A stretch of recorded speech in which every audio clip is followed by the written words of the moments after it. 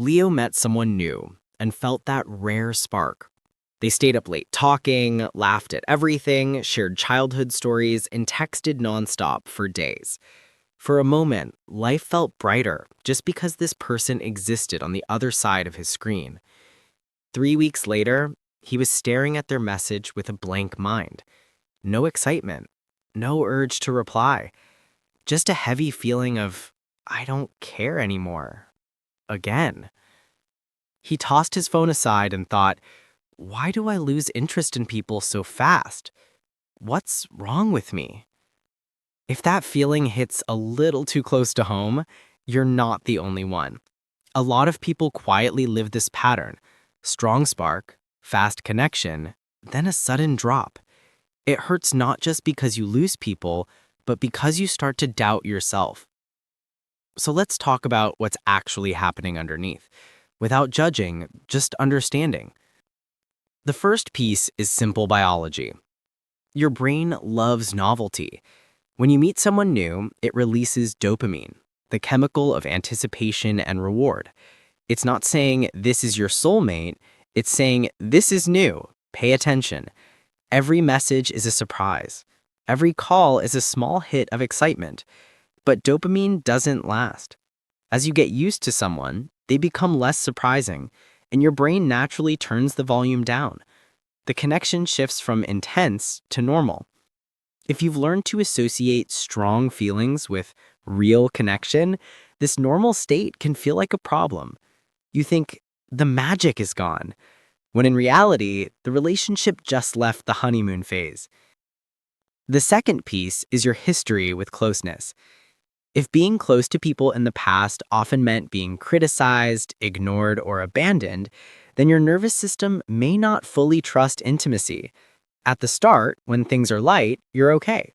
But as soon as someone wants to see more of the real you, your body quietly tenses. Instead of saying, I feel unsafe, your mind reaches for softer lines like, the vibe changed, or they're kind of boring. Pulling away feels like a choice, but often it's a defense mechanism trying to protect you from pain it remembers too well. The third piece is expectation. Most of the time, we don't fall for who people are, we fall for who we imagine they could be.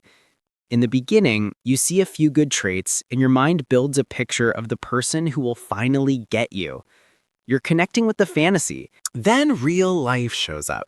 They don't reply as fast, they have annoying habits, they disagree with you. The distance between your fantasy and their reality feels like disappointment, and that can drag your interest straight to zero. Put those three things together, biology, history, and expectation, and the pattern starts to look a lot less mysterious. But there's another side. Sometimes losing interest is actually a sign that you're growing. As you mature, you naturally feel less drawn to chaos or one-sided effort.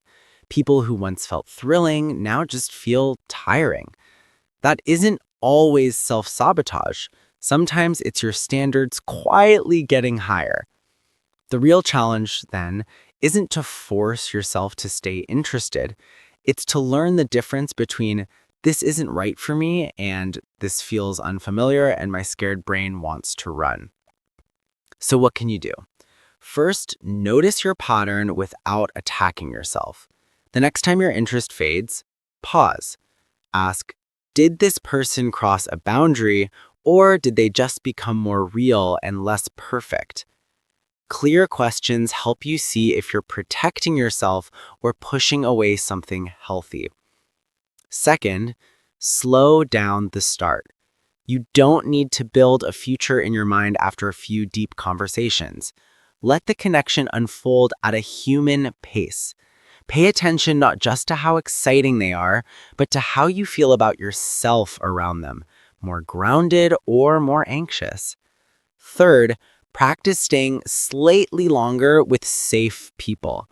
If someone is kind, respectful, and consistent, try not to disappear the moment the rush fades.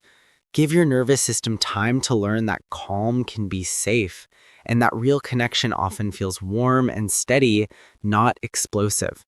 Because you are not broken. You're acting out patterns your brain and your past created to keep you safe. The good news is that patterns are not permanent.